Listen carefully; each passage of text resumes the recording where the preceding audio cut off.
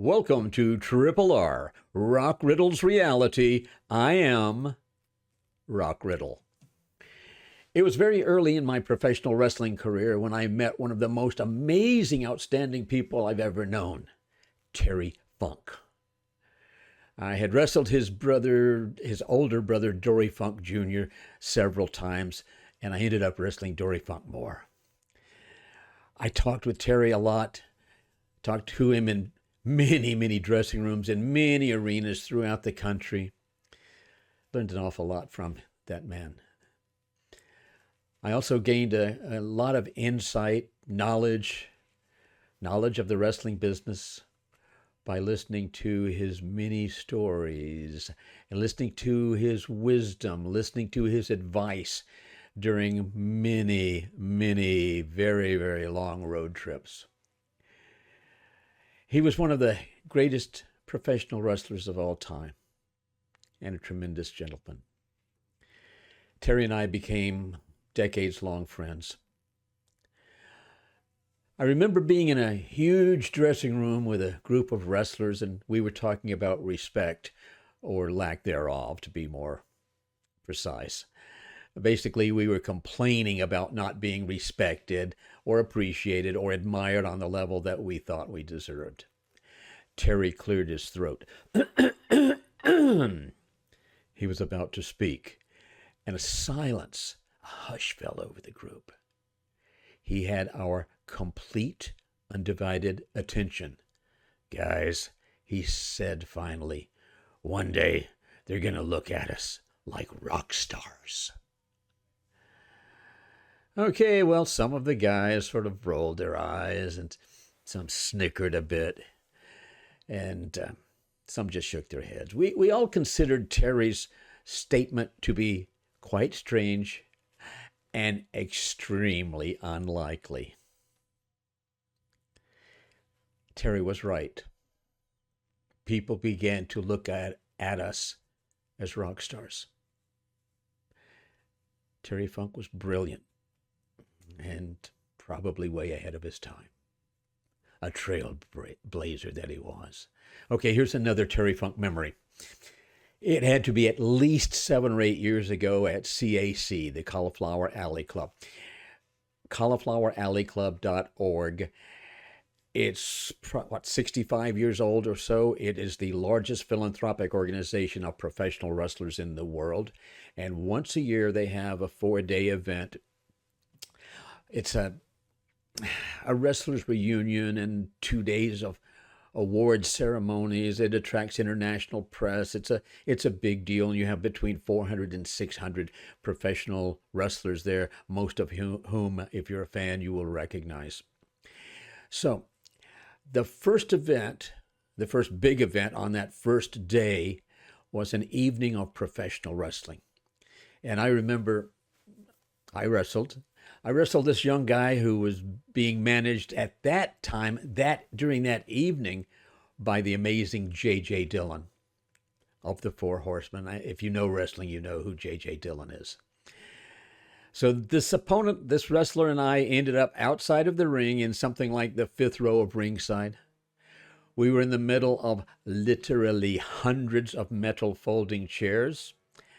This guy, my opponent, pushed me backward with such force that I went over several rows of chairs, and I slid on my back until I finally stopped, and I think row 13.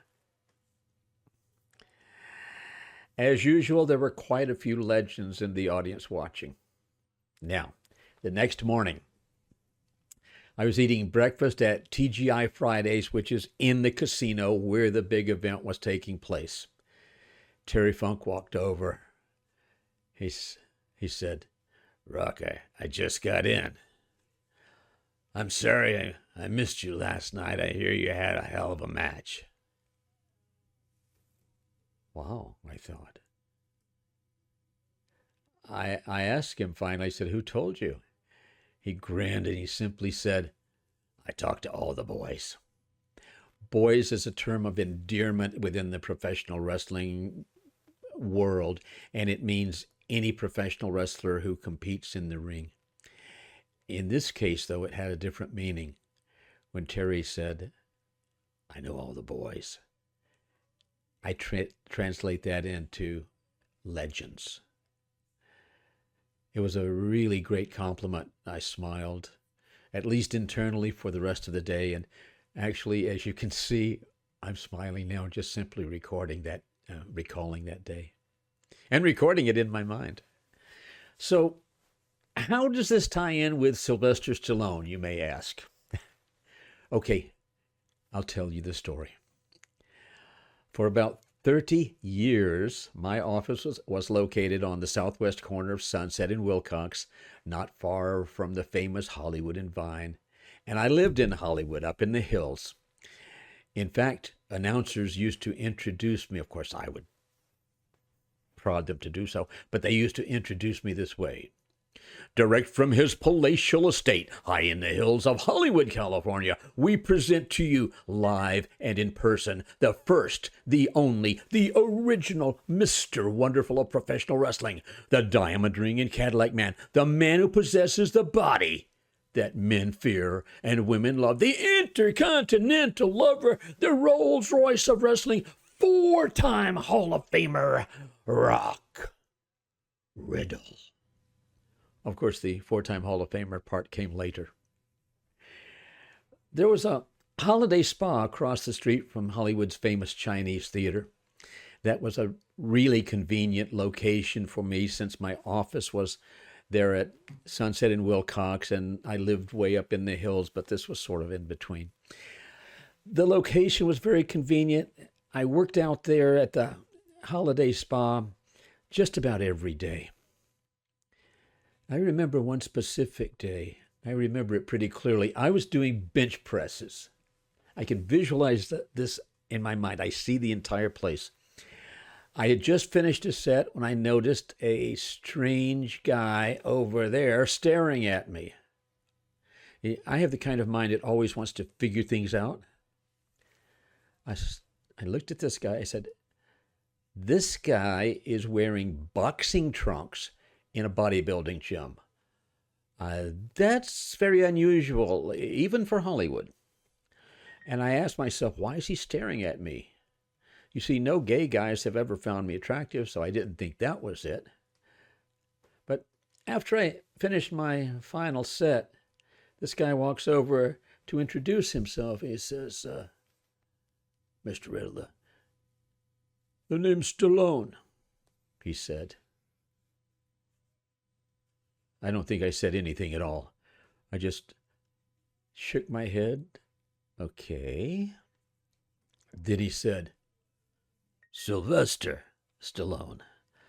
Oh, gosh, I thought, here's a nutcase wearing boxing trunks in a bodybuilding gym who seems to have named himself after a cartoon character cat. And again, even for Hollywood, that was a little too strange. I remember thinking, wow, this is my lucky day. And this guy continued, Stallone, he continued to talk to me. And I continued to nod my head. And the more he talked, the more I thought I may have misjudged him.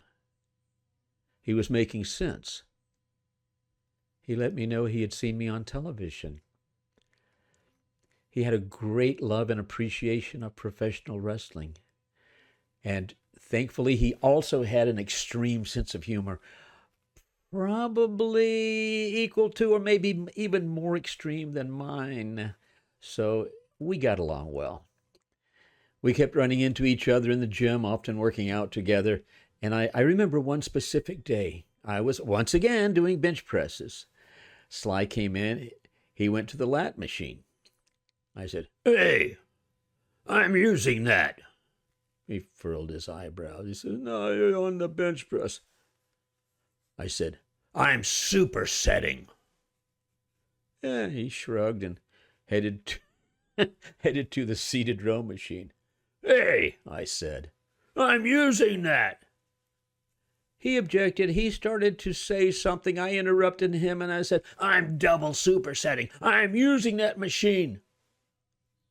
Our back and forth kept getting louder and more intense. We walked toward each other, our chests sticking out, expanded. No, finally we're standing toe to toe, toe to toe, nose to nose. I remember saying, "Stand up when you talk to me, boy." You see, Sly's not quite as tall as I am. Then another reason I like him. By that time, when we're getting loud and we're nose to nose, everybody in the gym is positive that there's going to be punches thrown any second. And they are literally backing away from us. They continued to back away until Sly and I couldn't keep a straight face anymore. We both broke character. We smiled. We even laughed. And of course, laughing at the people let them know that they'd just been had, and we just had fun at their expense. It was great. By this time, of course, I knew who Sly was, and I knew what he had accomplished. I have fond memories of him talking about one of these gorgeous female trainers, blonde. And I think at the holiday spa, and I think he was, while talking about her, he was seeing how much he could say to embarrass me. I'm not easily embarrassed, but it sure was entertaining. After a relatively short period of time, I think Sly felt comfortable enough with me, that so comfortable that he asked me about an upcoming movie he had written and that he would be producing, and he asked me to be in it. He wanted me to handle the technical directing and the choreography for the wrestling scenes, and he said he had a great role for me in the film. He told me the title of the upcoming movie was Hell's Kitchen. So over the next month, we kept running into each other at the gym. He kept me updated as to the progress of the upcoming movie, and then I noticed that he wasn't in the gym the following week, or the week after that, or the week after that. And about 6 weeks total went by with no Sly Stallone. Very strange. Then all of a sudden, after that 6 weeks absence, Sly walked into the gym again. It was great to see him back. And during our conversation that day, Sly said, "I saw you on the TV show." I had done a few television shows, so I asked him which one. He said, "The one where you beat up the dummy and you were singing and you broke the boards." I had done that particular act, if you will, on 2 different television shows. And I think the one he watched was Fernwood Tonight with Martin Mull and Fred Willard. Great guys. So Sly said, "When I saw you do that elbow drop, I thought it was outstanding." I thanked him. He said, "Yeah, it was really, really good. When I saw it," he said, "I took the cushions off my couch and I tried it, and I busted my elbow, and that's why I haven't been in for the past month." I don't think I had response to his statement at all. I just stood there looking at him, smiling. Now, that was incredibly flattering, though, and the fact that he would be so impressed with something I did that he would want to emulate it. Wow. Sly's sense of humor was outstanding. He always seemed happy, smiling a lot. That is, until a couple of weeks later when I saw him coming into the gym again. And this time something was different, very different. He wasn't smiling, and it was pretty obvious to me that he was avoiding making eye contact with me. Kept looking away. My perception is that he wanted to tell me something, but he was very reluctant to do so. So after a while, I figured, gee, maybe I should go over and ask if everything's okay and see if I could be of assistance in any way. And as I was walking toward him, he began slowly walking in my direction. "Rock, I need to talk with you," he said reluctantly. I said, "Sure, what's up?" He hesitated for a moment and then said slowly, he says, I've had to make some changes. I've completely rewritten the screenplay, changed the title. Now it's called Paradise Alley. You're still in it, Rock, but it's considerably smaller role. I said, okay. He paused to see if I was going to say anything else. I didn't. I was just waiting. Rock, he began, I'm not going to play the wrestler anymore. We're hiring real professional wrestlers for the film, and I cannot run the risk of getting hurt just because I'm in a movie. Just because I'm a movie star doesn't mean that they're going to take it easy on me. In fact, the opposite's probably more likely, he said. He hesitated again. He sighed. And then he told me a story. I was working out with a real professional wrestler, he said. The guy said, choke me. Then he said it again, choke me. So I choked him, Sly said. Sly said, he said, harder. So I choked him as hard as I could. And he said, as I'm choking him as hard as I can, he says, no, choke me hard, you pussy. That's a direct quote from a direct quote. Otherwise, we would not have said that. So when he said that, I said, Sly, how long have you known Gene LeBell? Sly said, how did you know it was LeBell? I said, because you just described him perfectly. He put a number of holds on you, I said to Sly, with enough pressure that you began to feel the pain, and you knew with a little more pressure that Gene could break your bones, right? Yeah, Sly said. Again, he hesitated, but got back to the story. So, now, he continued, I'm not playing the wrestler, I'm playing the wrestler's brother. So, Rock, I found this great guy, Lee Cantilito. Oh, great guy, big guy, in fantastic shape. He's playing the wrestler. So, like I said, Rock, your big role now is a little role. And are you okay with that? I said, absolutely. Sly looked at me with a questioning look. I think he was expecting me to be upset. After all, I was led to believe that not only am I going to do the choreography for the wrestling and be the technical director, but I'm going to play this huge role. I said, Sly, the star of the movie is the story. I want this to be another fabulous success for you. If me with a starring role is best for the project, that's great. If me with a teeny tiny role is best for the project, that's okay too. If me not being associated at all is best for the project, that's cool. If me running for coffee and donuts helps the project most, I'm happy to be running for coffee and donuts. Whatever's best for the project is best for me. Sly stared at me for a long moment. This may have been the first time that anyone ever told him that the success of the project was of paramount importance. I wasn't interested in working on the film for my own ego. I simply wanted the project to be the best it could possibly be. So I remember a half smile came on his face as I think he realized I was serious, that I was real, that I was not like the thousands and thousands of people who wanted to use him. I just wanted to help.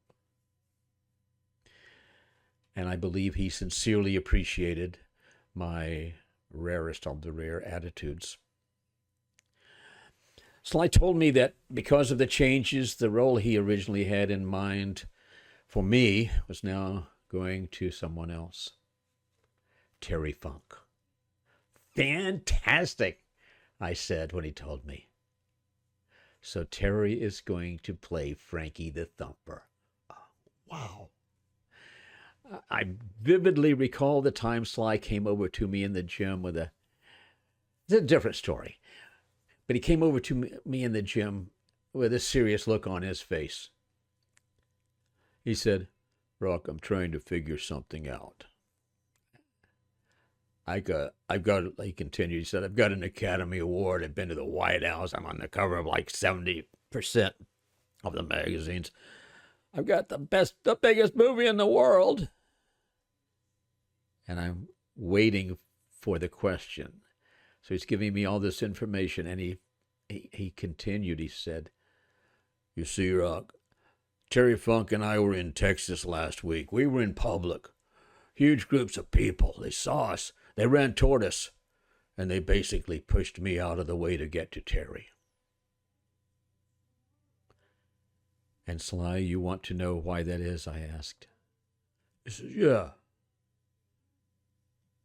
I looked directly into his eyes, and I said, Sly, you are only a movie star. Terry Funk is real. Sly seemed to freeze for a moment, and then a look of combined surprise and serenity came to his face, and he totally understood what I had just said.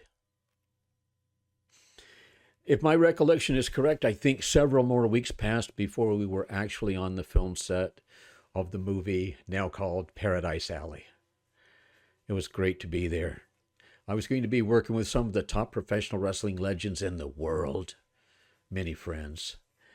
And I was going to be working with the amazing Academy Award-winning actor, writer, producer, director, Sylvester Stallone. So it was on my first day. It was my first day of filming. The set was just amazing. There was a wrestling ring set up, of course, and the decor on that set was unique. Watch the movie. Look at the set. And you'll say, yeah, I know. That's pretty unique, all right. I remember there was a huge polar bear in the arena. It had to be at least 9 feet tall, and I certainly felt it was taller than that. And Sly's there standing with me near the bear. He says, look at that. He pointed to the outstretched, I'll say, arms, the front legs, but he's in a standing position. And Sly said, look at the paws. Some lowlife stole the claws. They're worth like $1,000. I thought he meant $1,000 each, but I don't remember now. He was shaking his head, and Sly said, who would do such a thing? And then, if I recall correctly, he simply walked away. I do remember on that same day, there was some guy, early in the day, a comedian, who was playing one of his routines on a small cassette recorder. And I remember Sly's, nice guy that he is, Sly asked him nicely but firmly to please turn that off. You see, people needed to concentrate. Making a movie is serious business. We were an hour or so away from the cameras rolling. Sly was sitting alone, enjoying what I considered to be the calm before the storm. I thought it might be a good time to walk over and talk with him, get him to smile, loosen up. So I went over and I said, hey, Sly, you got a minute? Sly looked up. He said, sure. What's up? I told him, Sly, I've got a fabulous idea. He looked up at me apprehensively. I'm sure. He wasn't sure whether I was being serious or if I were setting him up for one of my, shall we say, questionable jokes. So I put his mind at ease. He said, Sly, I do have an amazing idea. So he's there waiting to hear it. I said, remember in Rocky how you have that great music at the beginning. Boom, boom, boom, boom, boom, boom, boom, boom, boom, boom, boom, boom, boom, boom, boom, boom, boom, boom, boom. And he shook his head slightly, and he says, "Yes, Rock, I actually do remember that." I continued. And then the R comes on the screen. O, followed by the O, C, K, and then Y. So Rocky's on the screen. And he nodded, not knowing exactly where I was going with this story. Well, this time I told him, for this film, for Paradise Alley, you need much more dynamic music. It will start the same way with the R-O-C-K. With the R-O-C-K rolling across the screen. But it stops there. Rock. No Y. R-O-C-K. Then R-I-D-D-L-E. So on the whole screen is taken up by Rock Riddle.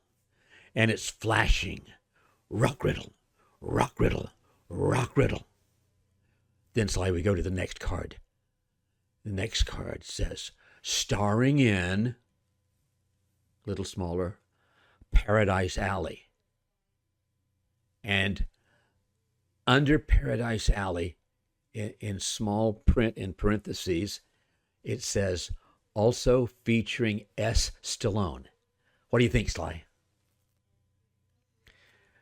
Sly put his head in his hand, rubbing his chin.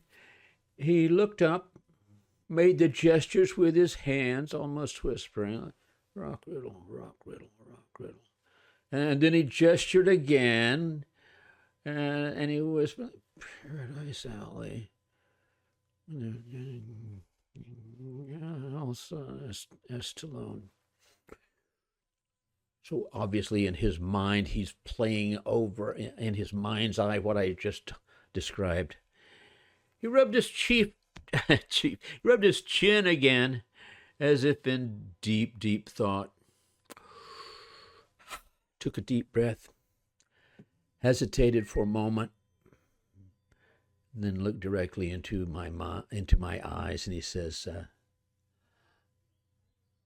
no, I don't think so. It was a perfect response. I was absolutely delighted because that's my kind of humor.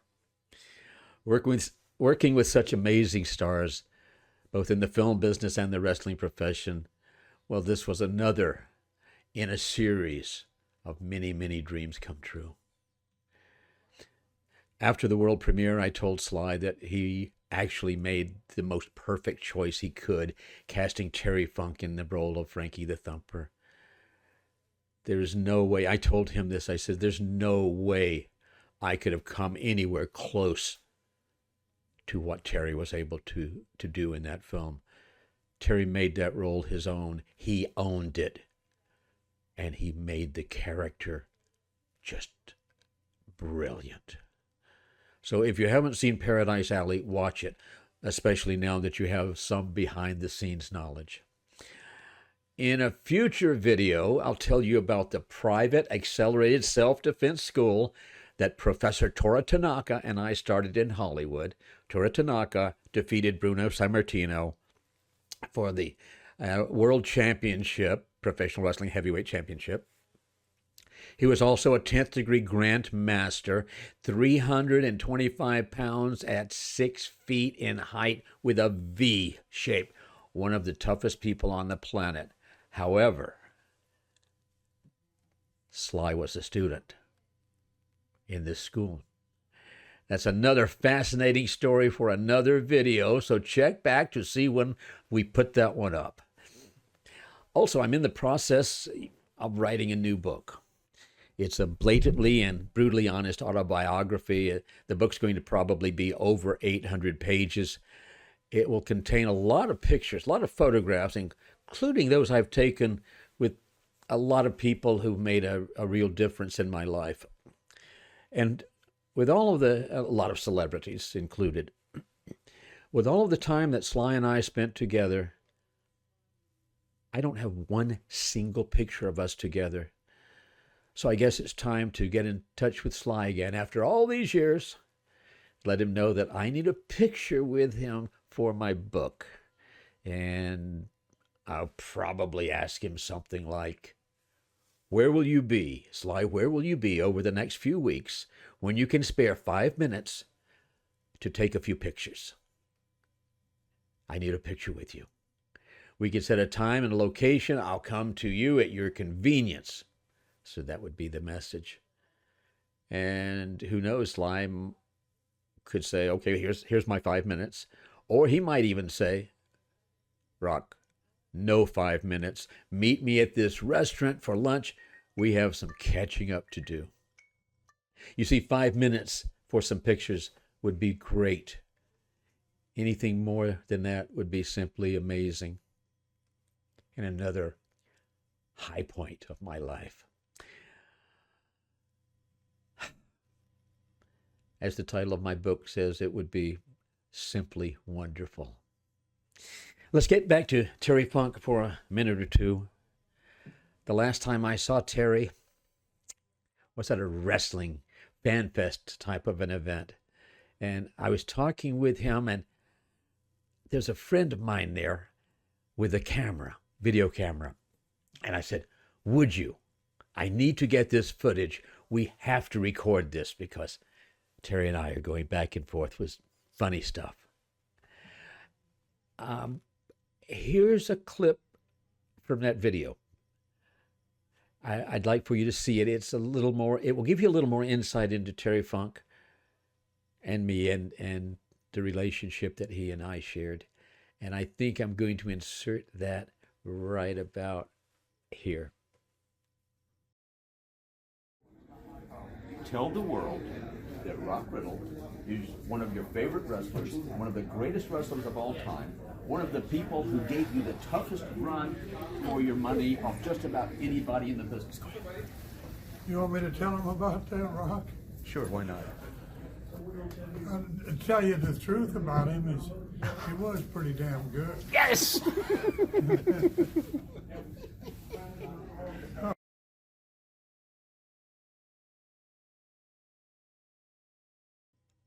My friend Terry Funk is no longer with us. I attended his funeral, his celebration of life. There was a really large room that was set aside for the wrestlers in this humongous church. So all of the wrestlers, we waited there, including, as you can imagine, quite a number of legends. As we got close to the service starting time, we were led to a large hallway waiting to be escorted into our designated section of the church. I was talking with Mick Foley when Dory Funk Jr.'s wife walked over to me. She looked at me and she says, "Thank you so much for coming." I looked into her sad eyes and I said, "I could not have come." And she understood. And her appreciation was quite apparent. The church was filled. Everyone stood while the family was escorted into their section. Everyone also stood as we, the wrestlers, were directed to our section. So there were two different groups of family members there that day, the blood family and the wrestling family. When the wrestlers sat and the family sat, then the crowd sat. I'll have more for you in future videos. I'd like to end this one by saying, Terry Funk,